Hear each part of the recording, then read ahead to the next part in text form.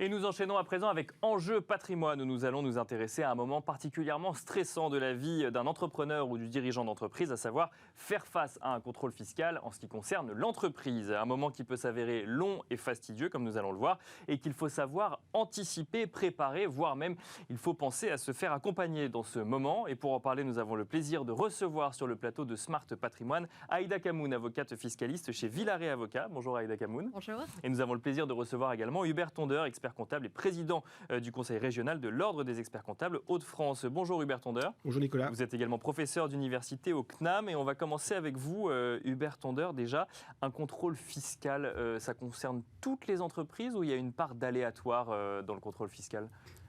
Potentiellement, ça concerne toutes les entreprises, puisque chaque entreprise établit des comptes, dépose des liasses fiscales, fait des déclarations fiscales. Donc, potentiellement, l'administration est en droit d'aller vérifier que le droit fiscal est bien appliqué et que l'entreprise est bien dans les clous, comme on a l'habitude de dire. Donc, tout le monde est concerné. Le contrôle fiscal, c'est en moyenne, une entreprise est contrôlée tous les 9 ans. D'accord. Donc quand on est une entreprise, on peut faire face à plusieurs contrôles fiscaux au cours de la vie de l'entreprise. Tout à fait, et je dirais d'autant plus si le contrôle fiscal que vous avez se passe mal, il y a de fortes chances qu'on revienne assez rapidement. Si ça se passe bien, il y a de fortes chances qu'on vous oublie un certain nombre d'années. Et alors justement, parce que la question du contrôle fiscal, c'est déjà c'est un mot qui fait peur, c'est un mot qui fait peur à l'entreprise, et souvent on se dit quand il y a contrôle fiscal, c'est un peu comme une mise en examen, c'est qu'on considère qu'il y a peut-être quelques soupçons de culpabilité, c'est une vue de l'esprit, en fait l'administration fiscale réalise un contrôle fiscal quand il y a déjà des soupçons ou ça peut vraiment arriver de manière aléatoire parce qu'on va vérifier si telle ou telle entreprise fonctionne bien. C'est quand même un peu excessif. Hein. D'accord, ok. Non, mais là, je donne l'image d'Épinal, c'est peut-être pas la réalité que voit le monde professionnel. Heureusement. Non, il y a plusieurs facteurs qui font que vous puissiez avoir un contrôle fiscal. Déjà, je pense qu'il y a des directives qui sont données au sein de l'administration fiscale pour contrôler certains types d'entreprises, certains types de secteurs, parce qu'il y a des particularités, il y a des complexités, il y a des nouveaux textes. Donc ça fait partie, je dirais, des directives professionnelle de l'administration fiscale. Ensuite, on dépose des liasses fiscales et on dépose des fichiers d'écriture comptable qui permettent aujourd'hui à l'administration de sortir des données, des ratios.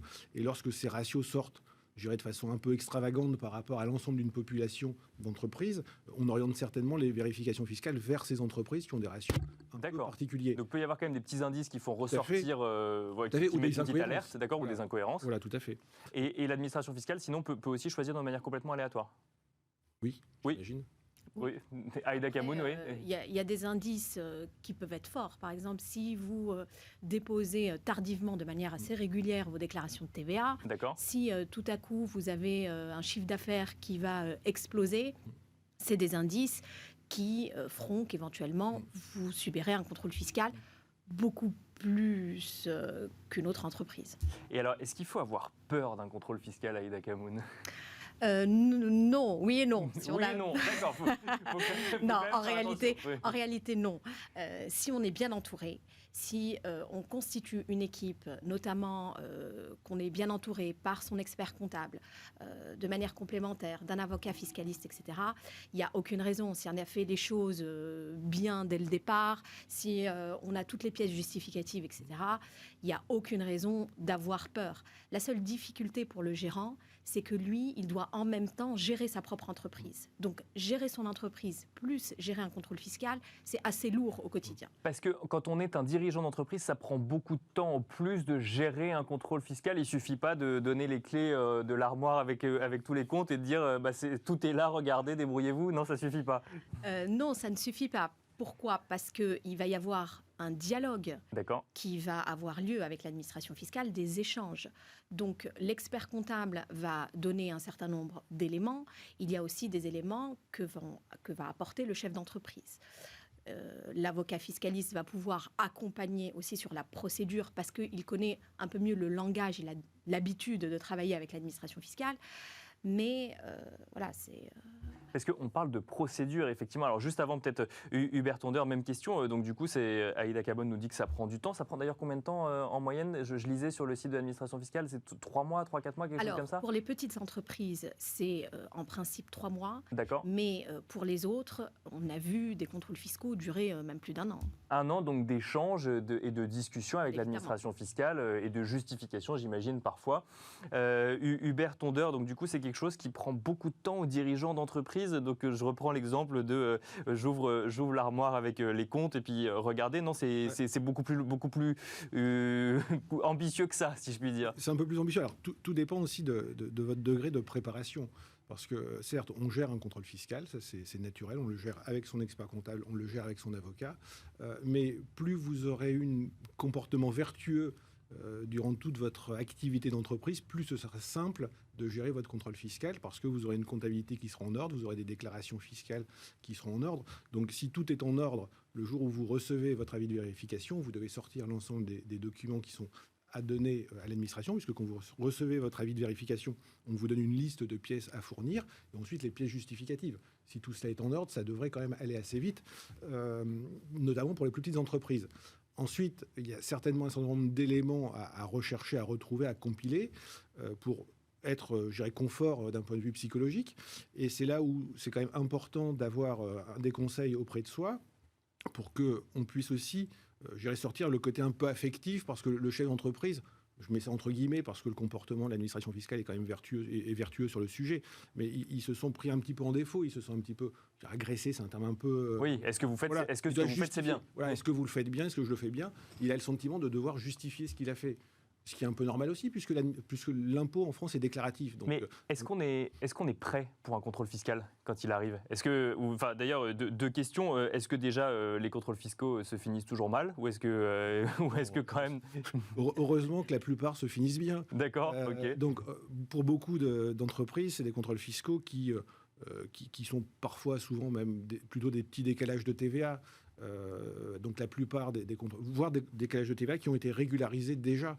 Donc finalement, on n'a pas grand-chose à dire sur une grande majorité de contrôles fiscaux, surtout que je dirais qu'aujourd'hui, la plupart des chefs d'entreprise sont accompagnés par des experts comptables ou par des avocats et prennent quand même bien soin, parce qu'il y a une culture quand même du contrôle fiscal en France, et aujourd'hui, c'est quand même bien intériorisé par les professionnels que sont les avocats et les experts comptables, et c'est intériorisé par nos clients, parce qu'on leur explique que s'ils sont vertueux dès le départ, et bien évidemment, il n'y aura pas de sujet en matière de contrôle fiscal ou de vérification fiscale. Et alors, Aïda Kamoun, qu'est-ce qui se passe si jamais il y a un sujet? Parce qu'effectivement, il y a... Bon, alors on peut, situation idéale, les comptes correspondent parfaitement à ce qu'attend l'administration fiscale. J'imagine que ça doit quand même être rarement le cas, puisque vous nous disiez qu'il y a des discussions, des négociations. Donc au moins, en tout cas, il faut expliquer effectivement la vie de l'entreprise au travers des comptes. Si jamais on se rend compte qu'il y a effectivement un souci, alors un souci, ça ne veut pas dire une grosse fraude, ça veut peut-être qu'effectivement une incompréhension. Est-ce que là, on est automatiquement sommé de rembourser? Est-ce qu'on intègre le droit à l'erreur comme on peut l'intégrer pour le particulier? Comment ça se passe? Alors, la première des choses qui est très très importante, c'est d'être vraiment proactif lors d'un contrôle fiscal. Il faut dialoguer, échanger. Ça, c'est très très important. Il faut anticiper et se préparer dès la réception de l'avis de vérification.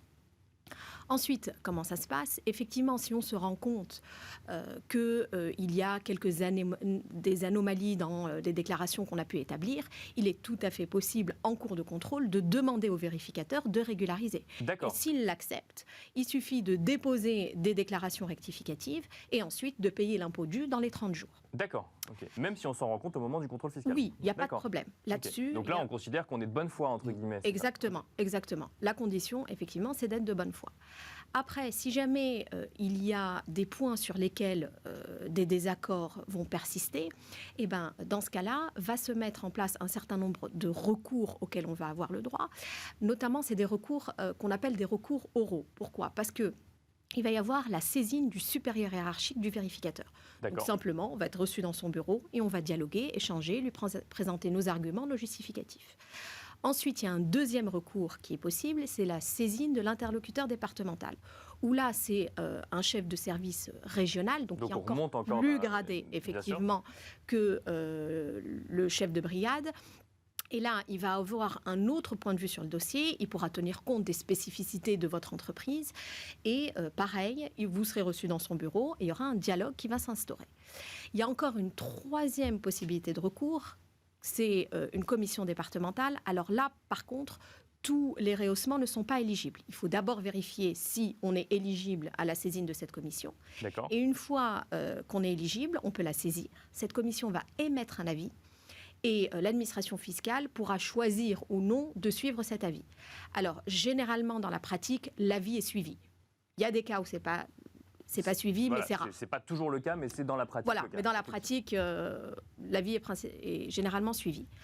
Ensuite, une fois que toutes ces voies de recours sont épuisées, on va passer à la phase de recouvrement. Donc là, effectivement, il faut régler l'administration fiscale si jamais il y a des sommes à rembourser ou à payer. Oui, c'est une phase assez charnière du contrôle fiscal. Pourquoi ? Parce qu'à partir du moment où on reçoit l'avis de mise en recouvrement, la dette devient exigible. D'accord. Ce qui se passe, c'est que si on ne conteste pas par la voie d'une réclamation contentieuse assortie d'une demande de sursis de paiement, l'administration fiscale va pouvoir mettre en œuvre un certain nombre de mesures pour récupérer les sommes dues. Et à ce moment-là, le chef d'entreprise va avoir une question importante à se poser, c'est de se dire quelle garantie je vais pouvoir donner à l'administration fiscale pour l'ensemble de ces sommes qui ont bénéficié du sursis de paiement. Alors, les garanties, ça peut être le non-notissement de fonds de commerce, les titres de la société, commencer même à payer sa dette le temps que l'administration fiscale statue. On encourt des amendes qui peuvent être conséquentes en plus de la régularisation si jamais on se rend compte qu'on n'a pas régularisé comme il fallait dans le temps ces comptes. Oui, bien évidemment, il peut y avoir des majorations pour manœuvres frauduleuses, mauvaise foi, etc., qui peuvent être lourdes, qui peuvent aller jusqu'à 80%. 80% de la somme due, pour le coup ? Oui. D'accord. Ah oui, donc ça peut être effectivement ça peut quasiment doubler. Ça peut être assez conséquent. Il nous reste quelques minutes. On va voir avec Hubert Tondeur comment bien se préparer pour un contrôle fiscal. Juste avant, Aïda Kamoun, là on parle au niveau de l'entreprise. Est-ce que ça peut avoir un impact sur l'entrepreneur, par exemple, ou sur les actionnaires de l'entreprise ? Bien évidemment. Pourquoi ? Parce que lorsque, par exemple, l'administration fiscale, au cours du contrôle, va considérer qu'il y a des sommes qui ont été déduites par l'entreprise, mais qui n'auraient pas dû l'être. L'achat d'une voiture, par exemple ? D'une voiture de course, qu'elle considère que c'est une dépense, elle peut considérer que c'est une dépense personnelle pour le dirigeant. Et donc, du coup, ce qui va se passer, c'est qu'elle va répercuter cette somme sur les revenus imposables de ce dirigeant pour les soumettre au barème progressif de l'impôt sur le revenu.